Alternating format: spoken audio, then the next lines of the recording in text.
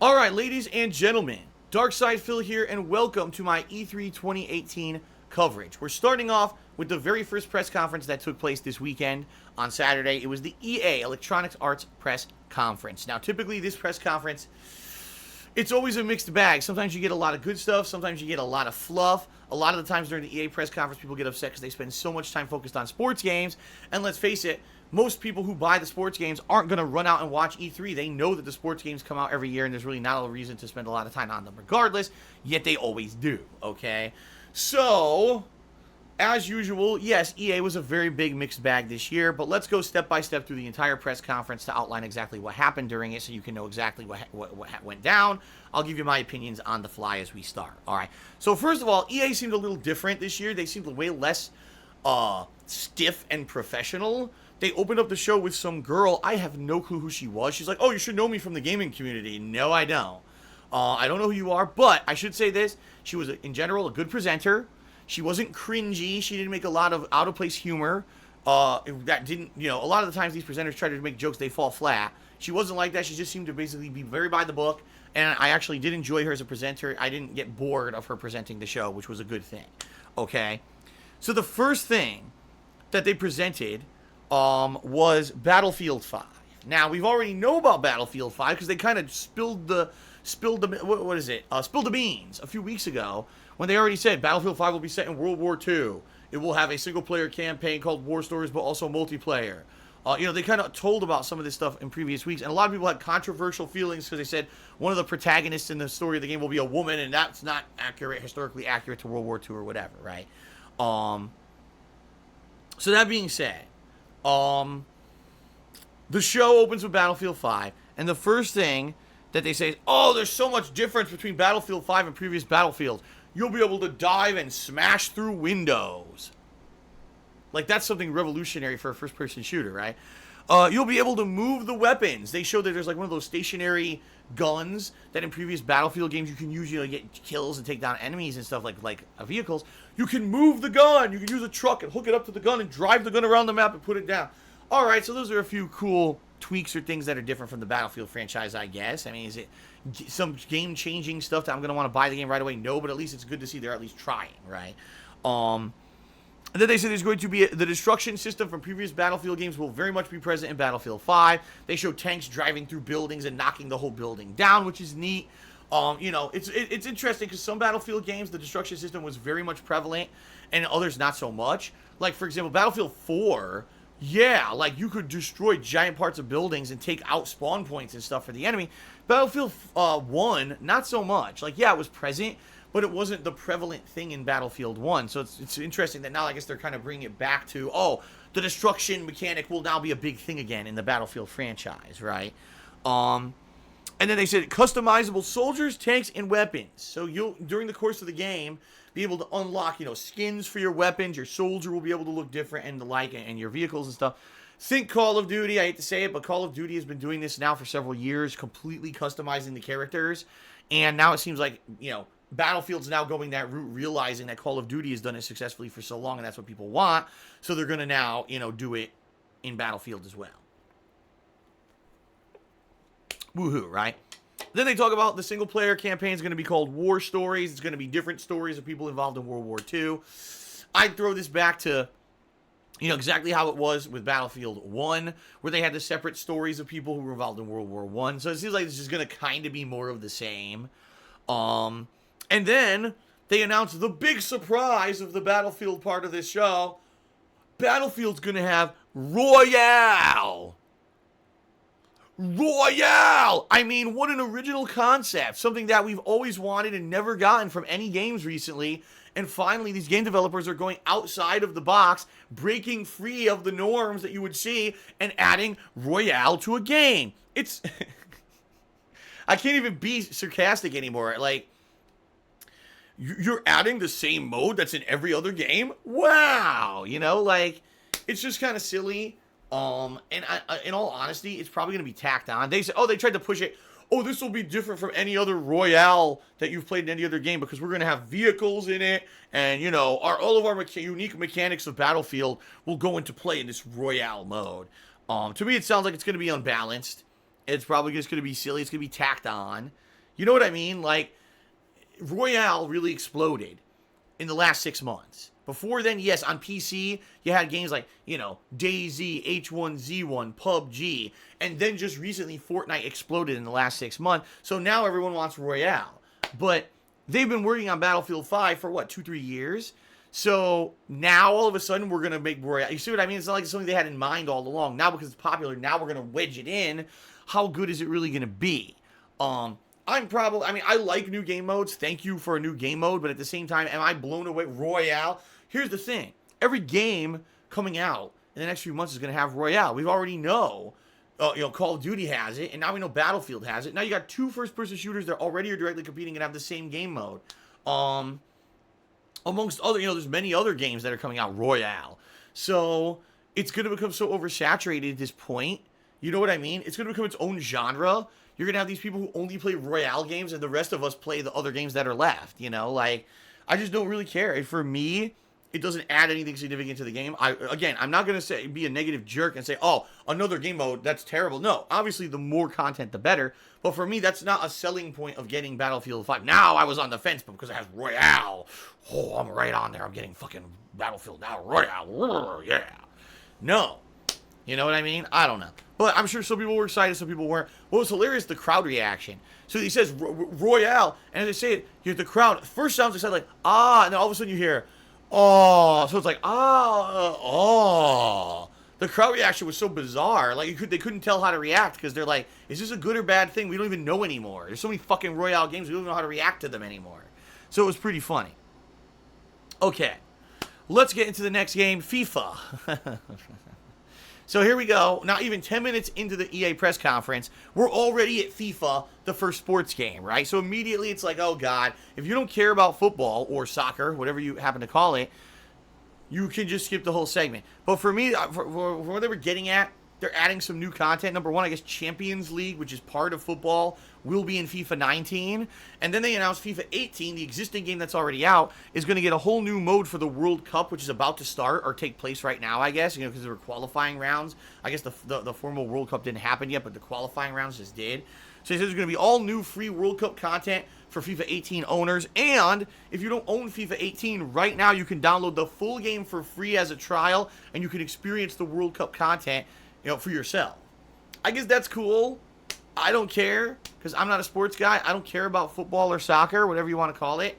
And for me, it's kind of like a non-event. But I guess people who are real fans of football were like, wow, Champions League content will be cool. We'd really enjoy that. And free World Cup content sounds good, right? If you already own the game, you're a fan of the sport, and there's free content, I see that as a positive. So overall, that segment actually seemed positive to me.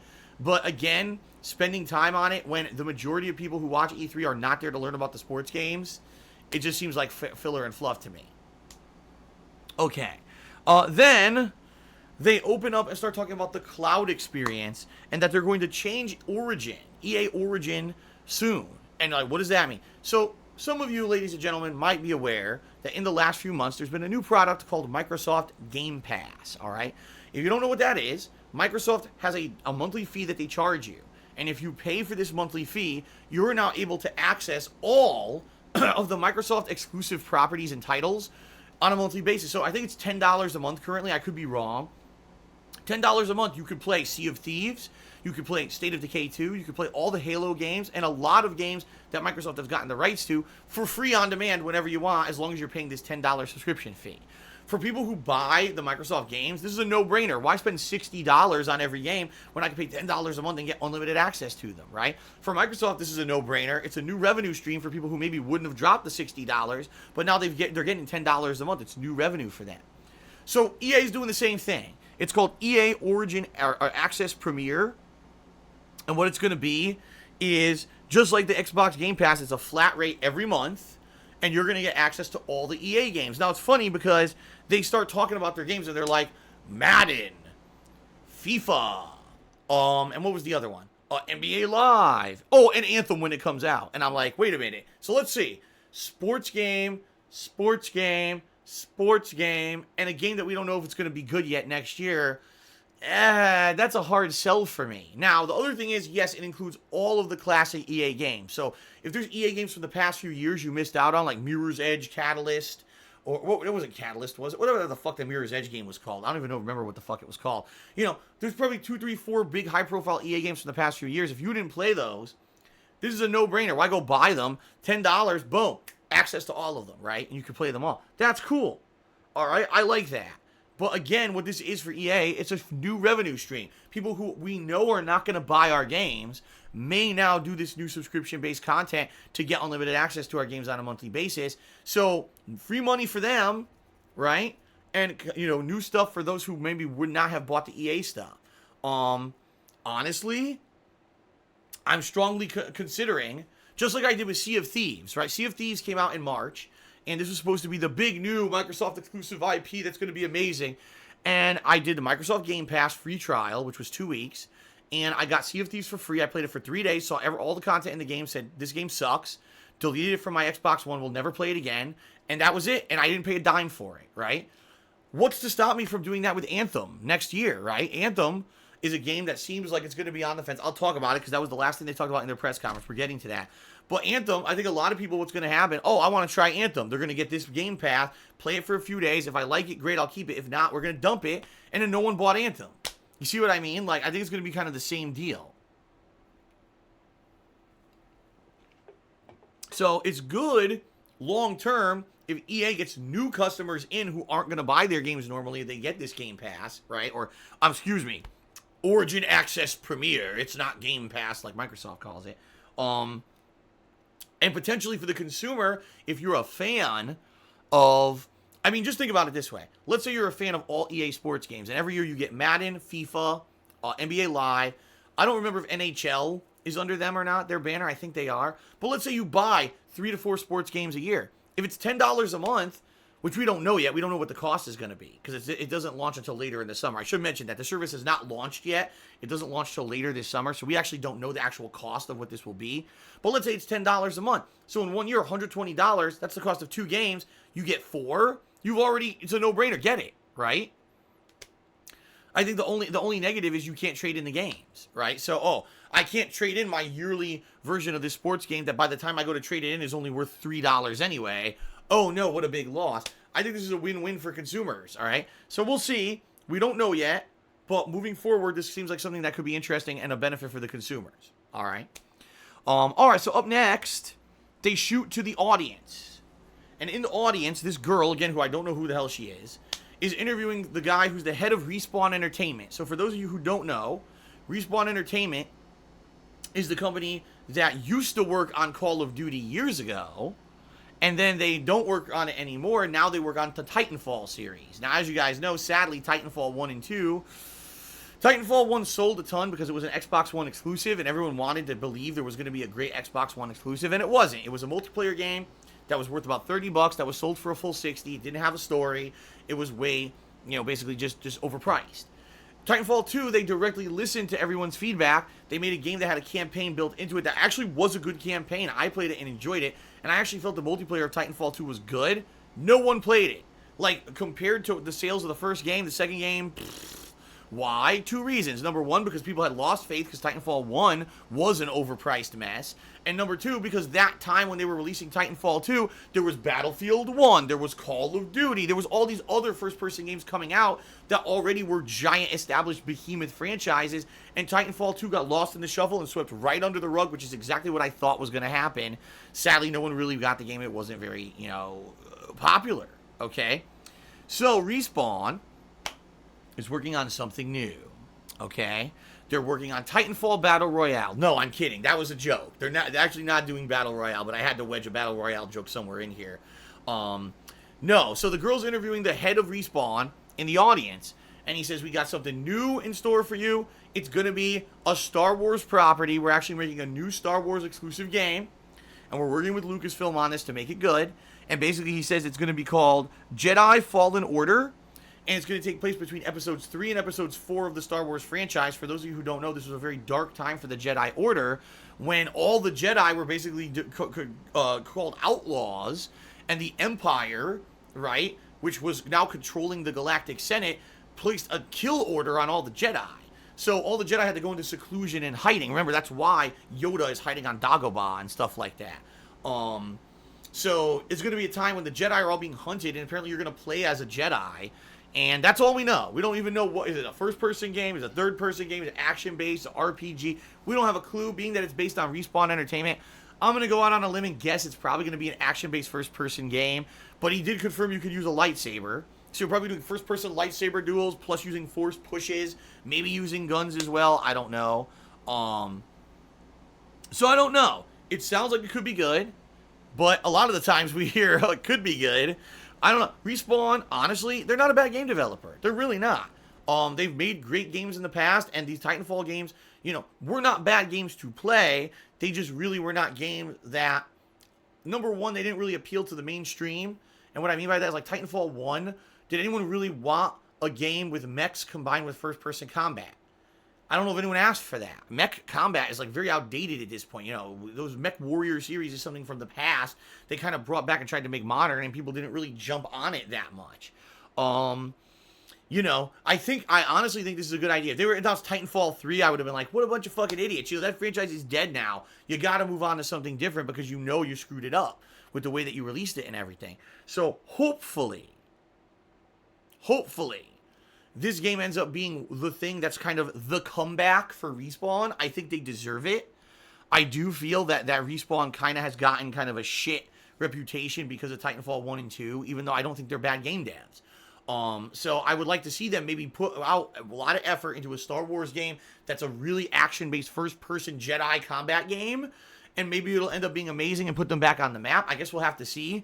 But, it's an early stage. Basically what they're saying, it's in early stages. They're not ready to show anything. They didn't show any footage. They basically just interviewed this game dev, and that's what he said. And that was that. Okay? All right. Battlefront 2. Oh, brother. All right. So, let's talk. The story, the epic saga, or I guess you could call it the epic tragedy of Star Wars Battlefront 2, my friends. Star Wars Battlefront 2 was a game that, by all reports and all intents and purposes, was very, very well-intentioned. If you actually listened to what the game devs were saying, they said, man, we really screwed up with Star Wars Battlefront 1 by not having a narrative-based campaign that you guys wanted, by not having the amount of robust content and features at launch that you guys wanted. So we want to release a game that's going to have all that content. And it did. I mean, in its defense, it did. But then EA fucked it all up by making the entire leveling system based off of loot boxes. You could play the living game for hours on end and never earn the better abilities for your troop or your class, because it's all based on randomized fucking loot boxes. And yes, at launch, EA was going to have it so you can buy loot boxes, so it was really pay to win in a lot of ways.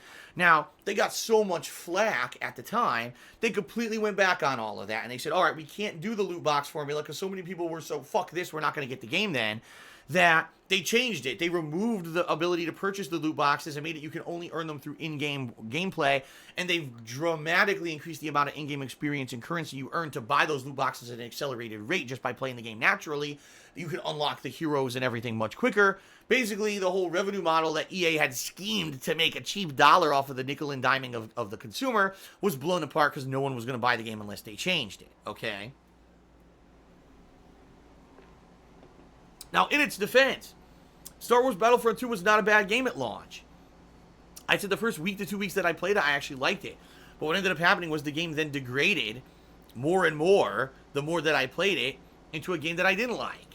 Because once people find the abusive strategies, once people find the cheap ways to get heroes, the game wasn't even about, oh, you're the best player on the team. It was, oh, I found out that if I just get this vehicle and I just kill people quickly, I can earn enough and get the hero, and I'm overpowered, and now I just dominate the whole match. It basically was a race to get the hero rather than actual skilled gameplay. And even though it was still fun to play, the game was unbalanced, unfair, and most people abandoned it within a month. Right? So now you got this game that both EA and DICE, because DICE is the game developer, put a ton of time and effort into developing, listening to the feedback from the fans, and no one's playing it anymore. And it's a shame because DICE has planned out seasons of content, free release content for this game, and you probably got, what, 1/5 of the initial player base actually still playing the game and seeing any of this new content because no one cares. I'm one of them. I don't care that right now there's a new season out. You know what I mean? I just don't care. I'm not going to go back to that game. So, anyway, the guy from DICE comes out and basically does a big public apology of how they botched the launch of Battlefront 2. And he says, now we've retooled the progression tree. It's no longer based on loot boxes. Now you earn it by the amount you play and how well you do, etc. Which is how it should have been at launch, but they're like, oh, we didn't get it. I mean, it's sad because, it's not DICE's fault. It's EA's fault. EA told them you have to find a revenue tree. You have to find a way to have a constant revenue stream from this game because it's a big game we're putting money into. And they ruined the game because of it. A game that was time, effort, and everything. And this is why people don't like EA as a publisher, because EA always interjects their money-sucking tentacles into every fucking franchise that they put out there to try to find a way to make money, and it ruins everything a lot of times, And here's an example of a game that if it had a proper progression tree and they just said, let's just sell a shitload of this game at launch because it's good, rather than let's sell us some copies and then make a revenue stream out of it, it would have been a better game, but now it's ruined, right? So the guy comes out and he says, just so you know, we are going to continue to support the game even though it had a, really bad launch. Right now, we've just launched the Han Solo series of content based off the new Solo, which is hilarious because the Solo movie tanked by all comparisons to other Star Wars movies. Solo, a Star Wars story, did terrible at the box office, and I think what people are now saying is we're tired of this prequelitis. Enough of the fucking prequels. Give us sequels, right? So they have, we played this whole big season of content for Solo, then Solo flops. Fuck, now we can't get people to come back to Battlefront 2 because no one cares about Solo, right? And he says, well, just so you know, this, over the course of this summer and the rest of the year, we're going to have all kinds of new stuff. There's going to be a new squad system that makes it easier to team up and play with your friends.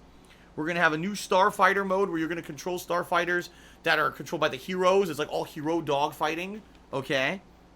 And there's going to be another new multiplayer mode. He tried to explain it, something about capturing command posts and stuff. I was like, whatever, Again, for someone like me, I'm probably never going back to Battlefront 2. It's nice they're putting in the time and effort to make it good over time, but for me, it's like, this is a non-announcement, right? So he announces all these new modes, and then the big thing, and this one, sadly, all right, I hate to say it, but this is the saddest one. Oh, by the way, we've listened to all your fan feedback, and we have a whole Clone Wars season coming up where we're going to have General Grievous and Count Dooku against Obi-Wan and his Padawan Anakin Skywalker, and we're going to have all Clone Wars content because you guys love Clone Wars. It's true. The Clone Wars franchise of Star Wars is one of the most profitable ever. The cartoons, the comic books, the toys ended up being ginormously popular in the 2000s and made a ridiculous amount of money. So it makes sense that they would finally bring the Clone Wars to Star Wars Battlefront 2. But it's like too little, too late. That would, if the Clone Wars were part of the initial launch of the game, it probably would have done way better. But now you're putting it out, almost a year later. No one cares. So it's sad because you're like, man, Clone Wars are good, but realistically, who's going to play that content? Probably almost no one. Like I said, 1/5 of the initial installed player base are still playing the game.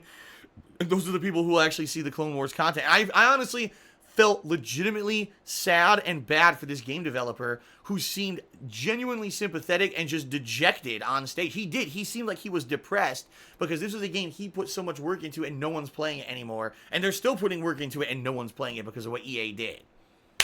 It's sad. And that's sad that you see that at a press conference, right? At the fucking EA press conference, we're seeing this. All right, real quick, let's do a couple quick shout-outs, then we'll continue on with the second half of the EA press conference. We had MZink9, who subscribed to the channel. Thank you, MZink9, for the sub. Kate Cheers said, I bet Anthem will not make its February release date. We'll talk a little bit about that, about Anthem's release date and all of that, once we get to Anthem, which is the end of the EA press conference. And Blackmage C-Type cheered. He said his Microsoft E3 his Microsoft press conference predictions. They'll open with multi-platform games, spend an absurd amount of time on new features for the Xbox that no one really cares about, and are more convenient for mobile and PC, then close with an announcement of their first-party games with no release date. Maybe he's right. We'll find out soon, because it's actually in a little bit here. Emperor Swaggins wants me to wear my Nuka-Cola shirt tomorrow. Well, if there's huge Fallout hype tonight, maybe I'll wear my Nuka-Cola shirt tomorrow, but today I wore my full Fallout 4, Vault Boys t-shirt, which is just as good in my opinion. All right, now we're going into full gear for the second half of the EA press conference, folks. So let's go to our second template and let's jump right in there. All right. Okay. Let's talk. So they continue on now. Everything that I've said up to this point, has there been literally a major announcement whatsoever in anything that I mentioned? No. And that was almost like 30 to 40 minutes of the EA press conference. nothing's happened yet. So, admittedly, the audience and everyone's deflated. They're like, man, this is kind of boring. 40 minutes in, we haven't heard anything interesting really about EA yet. What's going on? Finally, about halfway through their press conference, they announced something interesting. Unravel 2. That's right, the sequel to that cool platforming game starring Yarny. Remember Yarny? That was an original concept, a really fun game, and it was well received. I played it. I loved the game. I thought it was really well, although there was a few tricky puzzles. In general, the game had great graphics, art design, the puzzle, everything was good. I loved Unravel. Thought it was a great game. So the sequel is announced, and they say this time around there's 2 Yarnies, and you can either play it solo or co-op. And, that's cool because co-op, obviously, in a game like that adds a little bit more to it. They actually said the game would not be as dark. The first of your game was pretty fucking dark. They said it would not be as dark this time, a little bit more lighthearted and whimsical, although there'll still be an element of danger. But the puzzles can be completed solo by swapping between the 2 characters or duo, like co-op. There's absolutely no need to have 2 players. You can swap. So I guess there's no time when you have to have both characters doing different things at once, where it's, you can actually do it where single player is just as viable as 2-player, which is good. That's good. I guess the biggest announcement was that they talk about it for a while. It was a good 10-15 minutes they dedicated to the game, which is nice. It deserves it. They showed gameplay. They showed a whole like stage, which was nice. And then they said, guess what? It's out now. Yeah, like that moment. They released it all digital platforms. Now, I don't know if it's only Xbox One or if it's Xbox One, PS4, and PC. I didn't have a chance to look into that. If I remember correctly, wasn't the original Unravel just Xbox One at the time? I don't remember. But I think it's cross-platform, so I mean, that's exciting for me. The game's out already. Holy shit, that's awesome, right? So that's something I'll be playing this week, right? Because I'm so pumped and excited for it. It's only PC and Xbox One. There you go. Bionichu says it's only PC and Xbox One. So, no, it is on PS4 now. Disagreeable RS says. Okay, it is. And it's $20. People are saying, good, thank you guys, because I didn't have a chance to look into that last night. That's cool. So, I'll be looking into that this week and playing it this week for sure. Of course, the question everyone poses me, will you be playing it with Kat co-op? Initially, no. Would I eventually consider maybe going back? Yeah. But Kat works this week. So, my time when I'm streaming and stuff, she'll be working. So it's not like we can plan a whole co-op playthrough of the game. Sorry, we're both working adults here, and I'll probably end up playing it solo during the course of this week, or at least start my playthrough this week. Okay, but anyway, that was like one of the best announcements of the whole press conference. Right? Was yes, this sounds good, right? And it seems like it's going to be fun, and a new game out right away, and we all loved Unravel 1, so Unravel 2 sounds really good, right? Okay, So then they continue on and they say, Unravel was one of the best case scenarios of a success story based off of our new initiative, the EA Originals. If you remember a few years back, we announced that we were going to now support indie devs. We were going to allow indie devs to make these games that normally they couldn't because we're going to back them with our publisher support. So here's an example of a new game. Here's the next game that we feel will be the next Unravel. And it's a game called Sea of Solitude. It's an interesting premise. Apparently the planet is flooded, okay? And humans who become lonely, it's never fully explained what that means, become monsters. So the protagonist is a girl who looks like a monster. She's very covered in a shadow. She's almost like fur or feathers on her body. It's hard to tell. Red, bloodshot eyes. She looks like a beast, right? And she's rowing a boat around, and there's all kind of monsters coming after her, and it looks like there's going to be puzzles, but also maybe, I don't know if there'll be any combat, but it seems like another interesting kind of unique indie game. Is it a game that's going to blow you away? No, it's kind of on the same stage, the same level as Unravel. And that's good. I support that kind of release. A game where you don't have to drop $60, but you get a really fun experience out of this more discounted title. And an indie developer who normally wouldn't get any kind of attention for this game now gets the support they need and the publishing dollars they need to put out a great game that ends up selling well. 2 thumbs up for me. And if anything, that's one of the greatest initiatives EA is doing right now. So I fully support that. And the game looks good. They said Sea of Solitude, or SOS for short. And again, having this adult theme, that people and loneliness, right? You think loneliness, depression. These weren't themes that were tackled in video games just a few years ago. And now we're getting these games that are very much more in line with these more kind of serious adult emotional themes. So I'm interested to see how this game will tackle that. And then it says that this game will come out in early 2019. Okay. Oh, by the way, yes, that is brought up. Loudest Fart says, plus a big bonus to this whole EA Originals program. EA's not making money off these games. Yeah, EA does not make money off the sales of their indie games in these programs. So when you buy Unravel 2, if you buy Sea of Solitude, you're directly aiding that game developer to make a bigger and better games in the future rather than worrying about, oh no, this is money to line the pockets of EA. I mean, Unravel 2, perfect example, 100% directly possible because people supported Unravel 1, right? So that's awesome. It's a really good thing. So anyway, Sea of Solitude is supposed to be coming out early 2019. We don't have an exact release date yet, but it's cool to see yet another really cool indie game that looks like it's coming up, and it's going to be a lot of fun. So 2 thumbs up for that. Xbox One is garbage. Subscribe to the channel. Thank you, Xbox One is garbage, for the sub. I appreciate that. All right, continuing on. Next, NBA Live 19. They played a trailer. I could give 2 shits about this game. I don't even know what it is. I guess it's supposed to be like you know, basketball in the fucking streets. You build a squad. I don't give a shit. NBA Live. Madden. You just knew they had to do all their sports games, right? So here's the thing. I'm not against EA promoting all their sports games. I'm not. If you just talk about the cool... Like, for example, FIFA was actually interesting for those who were fans of football because the FIFA promo earlier in the show was Champions League is being added, World Cup's being added to the current game, and it's free content, and it'll be in the new one too. Okay, that's a good way to present your game. Here, what do? They go into a segment, and I shit you not, they don't talk about the new Madden coming out this year and reasons you want to buy it. No. Because they know there's nothing to talk about. Madden's the same every fucking year. Instead, they highlight the journey of some guy. I think his name is Young Kiv or something like that. I have no fucking idea. They never even put his name on the screen.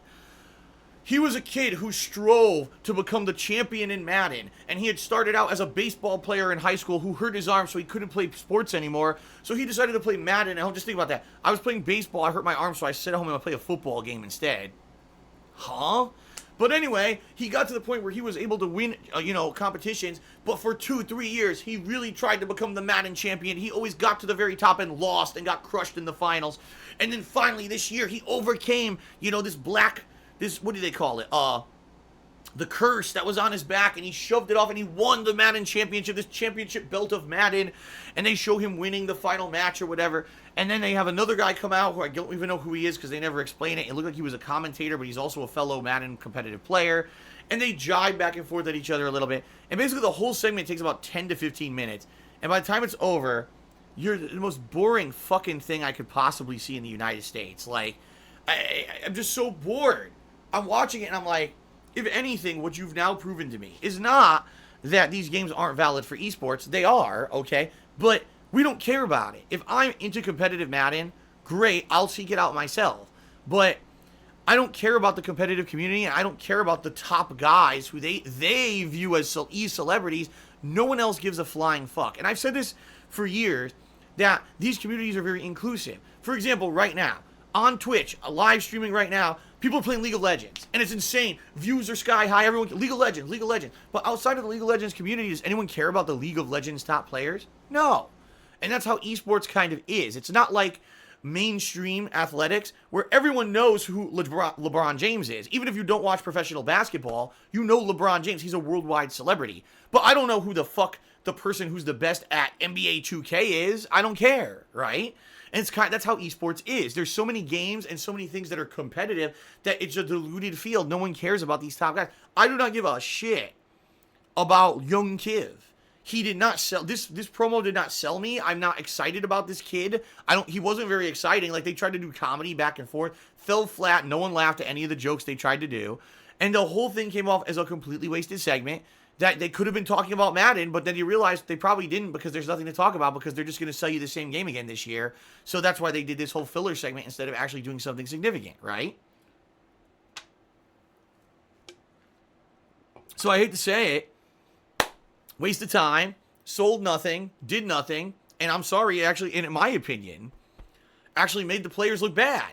Because this young kid came off as a guy who was like a brat.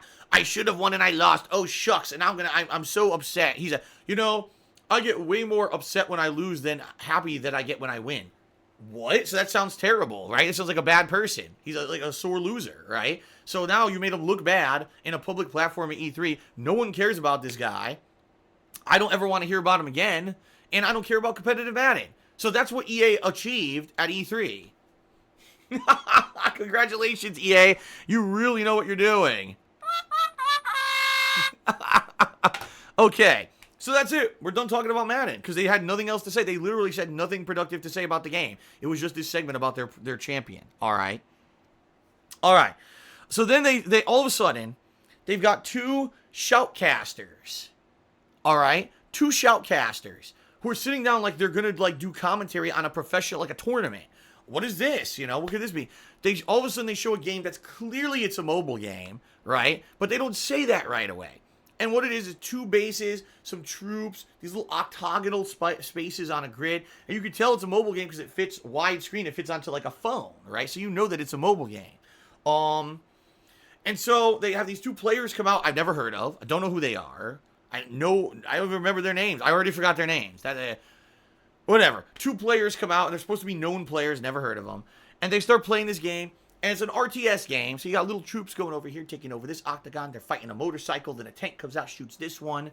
And the commentators, oh my God, they're really fighting to take control of the missiles. If one takes the missile, you fire the missile at your enemy. When two missiles explode, your enemy dies. And you're like, they're so hyped for a game that's like new and you never seen. You're like, it's kind of weird, right? I'll be honest. I play mobile games. Right now, I have actually, I take it back, 3 active mobile games that I play recently. One of them's Tekken, the mobile game. One of them is a Marvel game, Future Fight, and another one is a WWE game. That's probably the one I play the least. WWE Champions. It's like a stupid. It's like Bejeweled or something. You know, stupid game.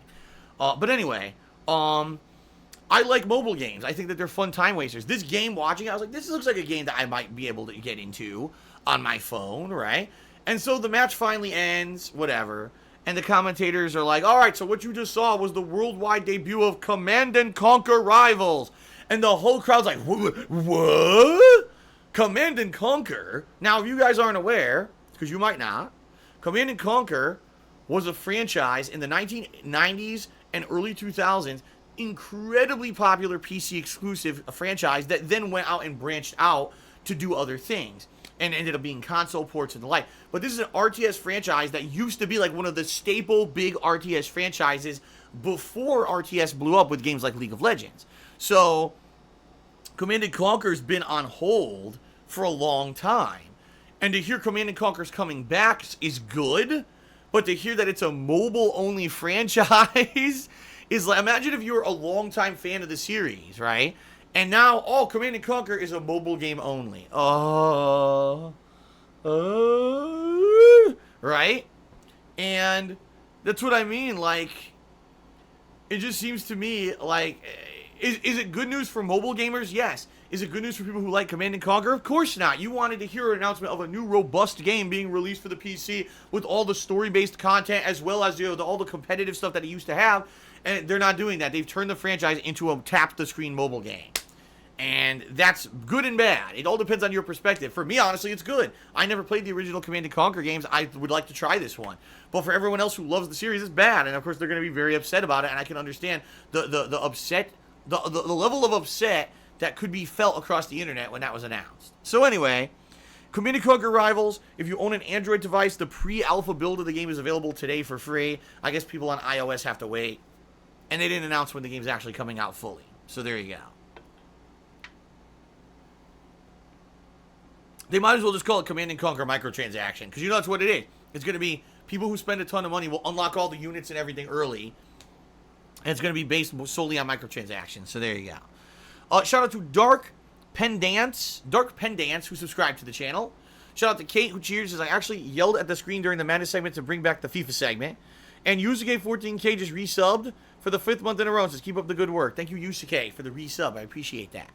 Alrighty, let's keep going, guys. We're almost done with the EA press conference. In fact, there's only really 2 more things that happen. First, the usual annual EA Stroke Our Own Dick segment, also known as the Play to Give segment. This is the 3rd year in a row they've had this segment, where basically they say, look, we're EA. Even though everyone hates us and says that we're an evil corporation, we do charity work. Play to Give, where we gave a ton of money out and helped the peoples of the world with the monies that we made nickel and diming the consumer with loot boxes. So look, here's the stuff. And it wasn't a long segment, but still, the fact that they even need to bring this up, okay? The fact they even need to bring this up proves that they know their image is still absolutely terrible, and they're trying to, oh, look, we're good. We're not all bad. Here's the good stuff we do with your money that we rob you of, right? In reality, my belief on charity has always been that it's charity, and charity is not something to be publicly celebrated or touted as something to be respectful. Is it great that we have people on the planet that do charity work? Yes. But did you ever see Mother Teresa going out and saying, look, everyone, look at me, I'm Mother Teresa and all the good things that I've dedicated my life to? Of course not. Because people who actually are doing charitable works for the right reasons aren't like that. They're humble and they're doing the good things to do good things. They're not doing it to get recognition, which is literally by having this segment at E3 every year, that's what EA is saying. We're only doing the charity work for this moment of recognition where you don't think that we're a bunch of money-grubbing scumbags. Once again, for like the second or third year in a row, EA gets it wrong and looks like a bunch of shitheads. Sorry, that's just real talk, okay? Alright, so now, the last segment of the EA press conference lasted 20 minutes. And I hate to say it, I think that it was misguided. Even though I think that they were well-intentioned, I think they did this completely the wrong way. Anthem. Anthem is the new game, the new IP from BioWare. Now that BioWare, from all intents and purposes, has announced, we're done with Mass Effect. We're done. Like, Mass Effect Andromeda flopped. Critically, everyone hated it. And so we're done with them. We're going to move on to our new IP, Anthem, which is fine, because last year at E3, they didn't really show anything. They just explained it's going to be a mech suit you fly around in, you fight monsters, and there's some co-op play to it, and that was it. And we were all intrigued. What could this be? So what they decided to do is the final 20-minute segment of their show was dedicated solely to Anthem, which is good. But how do they open it with a trailer? Great. But then we're going to do a panel. A panel? Is this San Diego Comic-Con? Like, where am I? A panel. So they bring out 3 people. I think it was 3. I think it was 3. It might have been 4, but I think it was 3 people who worked on the game, including like the head writer and stuff like that. And they basically fielded them a bunch of questions. But in general, what I've determined is that panels are fucking boring. I'm sorry. I've been on panels. Like, I've held my own panels. To me, panels are boring. Maybe that's just because I'm not a super fan of BioWare or whatever, and I didn't recognize these people that were up there. But I was bored to tears. Like, man, I just want to see the fucking game. Why do we got to sit through a panel for 10, 15 minutes before we get to see the game, right? So, what did we learn from the panel discussion? Well, that the world of Anthem will be a living share world in multiplayer, but the fort that is your main base is single player only. So basically what they're saying is there will be a hub. And when you go in there, it's all single player. You're by yourself, you talk to NPCs, you unlock more portions of the story, etc. But once you leave the hub, now you go to the multiplayer co-op version of the game, where you can team up with your friends to do all the missions. Sounds kind of like Destiny, only it seems like they fixed the problem with Destiny. So if you guys remember, in Destiny, the major problem is, if your teammates haven't unlocked the next story chapter yet, they can't go to your hub and talk to that NPC to go to the next segment of the story. You can't enable the next mission. It's very frustrating in Destiny. If you're not all playing the same missions at the same time, you really can't do full co-op because everyone has to be like equivalent level and equivalent unlock in the story to get to the next segment, and it can be really a pain in the ass. What it sounds to me like is that this is Destiny, the same formula, only now everyone's story progression is completely individualized, right? And you can join anyone for any mission in the multiplayer world. It doesn't matter what mission it is, but your story progression is locked in your own hub. So you can go help your friend do a high-level mission later on in the story, but when you go back to your hub, you're still stuck at the same segment of story that you were at. You see what I mean? So maybe they've actually finally solved that issue with story progression in these co-op-based games. That's okay, but all the impression that you hear is kind of sounds like Destiny to me, man. Anyway, so continuing on, they say they're going to keep adding story elements for years. Like, this is a game you'll initially buy, and yes, there will be enough robust story to support you when you buy it as a new release, but they can keep adding story elements to the game for years. And by the way, they mentioned there won't be like a crazy-ass premium pass. There won't be, loot boxes. You're not going to buy your way into being overpowered, and also they're not going to try to sell a million DLCs down the road. That it's going to try to be a game that's robust and fun, and they will add content to it over the years, and it's going to be a long-term experience that you like because you bought it at launch, okay? The one thing that got me that was shocking, during this panel, they kept showing the same loop of about 2 minutes of visuals of the game, and it looped for like 5 times. So it was like a 10-minute panel where you saw the same game footage 5 times. I'm like, this is not helping them at all. Just show the panel then. Stop showing the same loop of footage. I don't know what they were thinking there. There's going to be 4 different mech suits, which they're calling javelins in the game. And they're all customizable looks-wise, although, you know, the actual abilities are kind of going to be the same. You got one that's more like a tank, more that's the ranger, who's like more ranged combat, one that's the storm, who has like the lightning capabilities. You know, 4 different play styles, okay? Like 4 different classes in a class-based shooter like Destiny. Just saying, okay? Outside of that, they said that the game is complete from the get-go. Don't feel like when you buy the game, it's incomplete, and they're going to add content to make it complete over time. It's not. It will be a complete game from the get-go when you finally buy it. And then they gave the release date, February 22nd, 2019. So it's supposed to be late February. All right. And then to end the show, they finally actually showed gameplay. All right. And all that I can tell you is this. First of all, I don't understand how game devs don't understand that doing the same or the base or just enough is not enough anymore. Look at a game like God of War. This game went above and beyond. Not only did it have robust combat, it had great visuals, a really unique story that not only tied it to the previous God of War games, but advanced the plotline to Norse mythology, an incredible amount of open world content, replayability, an outstanding game, AAA on all regards. There you go. Didn't follow the norms of what was expected from a AAA game, didn't follow a common formula or what's popular, did a single player game, right? Huge seller, made a ridiculous amount of money for Sony in Santa Monica. Anthem is doing the polar opposite. Well, we've seen that these co-op combat and shooter games recently have done pretty well, like Destiny. Let's just do our own, but instead of doing first-person combat, we'll do third-person. And instead of just running around with regular guns, we'll have you in mechs so you can fly around instead. So yeah, does it add a little bit of a uniqueness or a spin to the formula of what we've seen in these co-op shooter games in the past few years? Yes, it does. It seems like being able to fly around and have the 4 separate mechs that have different abilities seems interesting. But at the same time, it just seems exactly like what you do in Destiny. You go around, you kill 5 billion generic enemies, where when you shoot them, numbers pop out of their fucking bodies like Borderlands, and you're going to go from point A to point B, killing generic enemy after generic enemy. You may have a boss fight here or there, and then you get your loot. You go back to base, you trade in your mission, you get your loot reward, you unlock the next mission, and it's the same cut, rinse, and repeat formula. I'm sorry, but BioWare, in my opinion, from games I've played from BioWare over the years, Knights of the Old Republic, the Dragon Age series, the Mass Effect series, they're capable of better than that. They're capable of just doing the bare minimum to put out a new franchise and say, this is our new IP. They should be going above and beyond to blow us away with some kind of new thing. Now, oh, it's the same as the fucking co-op games you've played, but now you're in a flying mech suit. Like, sorry, been there, done that. And yes, Anthem will probably be a fun game. You buy it at launch, you play it with your friends, you know, just like I did with Destiny 2. I'll probably team up with 2 or 3 people. We'll fly through the game doing the repetitive garbage combat that's not really robust or interesting. And then you'll go unlock a new story and yada, yada, yada. You play it for 10 to 12 hours. You beat the story. Maybe there'll be high-level raids. You do a raid mode or whatever. It's the same fucking game you've played already. I'm sorry. You know, from everything that we saw at E3 at this press conference, Anthem seems like the bare minimum to put out a new IP and pretend like it's a new game. It's not. You've played the game before, except now you're in a flying mech. Whoopity freaking doopity. And if anything, I think this presentation at E3 hurt the game.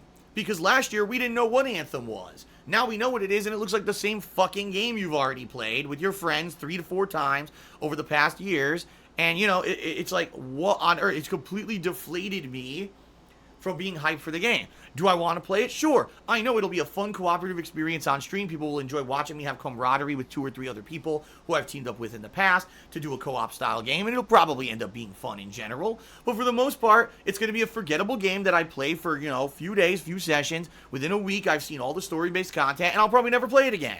Just like Destiny 2. Just like all these other co-op games that have come out and people just forget about, right?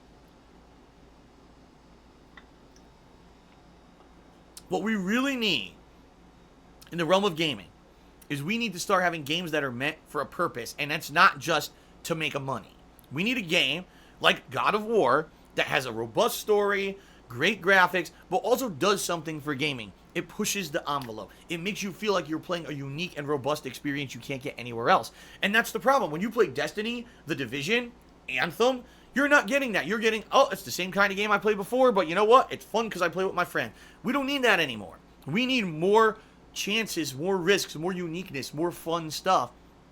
Maybe, you know what? You'll have a few missteps here or there. EA, if you actually go out of your comfort zone and you make something that doesn't seem to be around the norm of what people have played over the past 5 years, but you may actually get a big hit like the God of War was. And the bottom line is, they're not taking risks anymore. When you play it safe, you get the same cookie cutter shit with small variations here or there, and it seems like Anthem is cookie cutter with variations and it's going to be boring. So, for me, overall, looking at the entirety of the EA press conference, and this is real talk, the only actual stuff that in this conference that I actually enjoyed was Unravel 2 and Sea of Solitude.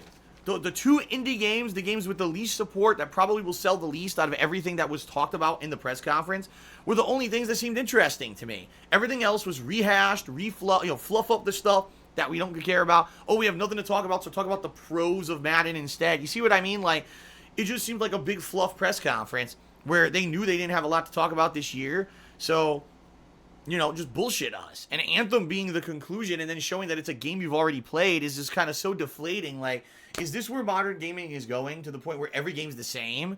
I mean, seriously, then what's the point of even having these multiple games if they're all the same? What's the difference between playing Destiny 2, Anthem, or The Division 2? If they're all going to be the same co-op shooter shit, and, with slight variations here or there, they don't even need to exist. And it's just sad. I remember there used to be so much innovation. Even last console generation, shit. There was innovation left and right, that made people excited every year for E3. And now you're like, what's the next co-op shooter that's the same fucking game that's going to be announced this year, And it's just, EA, 2 thumbs down. I'm sorry, guys. 2 thumbs fucking down for me. Did not enjoy this press conference. I thought that the only thing fun was the indie games. I mean, Unravel 2 I'll be playing this week. But outside of that, I could have skipped the whole fucking thing and nothing was lost. I didn't learn anything additional about any games that I cared about. Battle Royale in Battlefield 5 is a non-announcement. They acted like it was a big thing. Yeah, I'm sorry. Just didn't like it, and I hope that... You know what? It's funny, because EA, this is the second year in a row, EA says, we want to go first. We want to have our press conference on a Saturday, so that we can go ahead. Good. Get the shit out of the way so we can have good press conferences after. And you know what? I did not watch this press conference live, because Saturday is my day off in my new scheduling. I didn't miss anything. I'm glad I didn't watch it live. I actually would have felt like I wasted my fucking time watching this press conference live, and now I can focus hopefully on the better ones moving forward. So EA, 2 thumbs down. EA 2018, your press conference was shit for the various reasons I've mentioned in this video. Do better. I don't know what else to say. You guys know better. You should do better. You should do better. A few shout outs here to end this show. Brownified King just did a 100-bit cheer. He says, people will tell you I have... Oh. He's someone who got banned, and he says he's coming back and he's trying to behave himself. All right, fair enough. Thank you for your cheer. Metal Gear Rex cheered. He says, DSP tries it doing a panel. Well, I've already done panels in the past. Like I said, some panels can be fun if you're announcing new stuff, but some panels can be boring as dirt. That Anthem panel was boring as dirt. Alice Telemon cheered. He said, enjoying the stream. The only way to consume E3. Almost at 1,000. Wow, apparently I almost had 1,000 viewers on this EA recap. Interesting. Thank you, guys. Eternal Napalm cheered. He says, EA's conference sucked. Hopefully Cyberpunk 2077 from Software and from Software's new IP or at Microsoft's conference. That would probably be really good. Eternal Napalm cheered again. He said, God of War is a masterpiece. Easily game of the year so far. And the Baldur boss fights were breathtaking. And Proto Assassin cheered 50 bits and says, Anthem reminds me of Dark Void as far as gameplay. See, I never played Dark Void. You might be making a valid comparison, but that was one of the games I skipped from last console gen. So I can't actually make that comparison. But all right, guys. So that is it for the 2018 E3 recap and reactions from me. I hope you enjoyed this video and found it informative. I'll be doing the same for the other major press conferences. Microsoft, Bethesda, Square Enix, Ubisoft, and Sony. So I hope you'll check them out, whether you're watching this live on stream on my Twitch channel or you're watching this on demand on DSPGaming on YouTube. More videos like this coming up later today. So thank you guys very much for watching. I appreciate you coming and check it out. And that is that. Thanks, guys.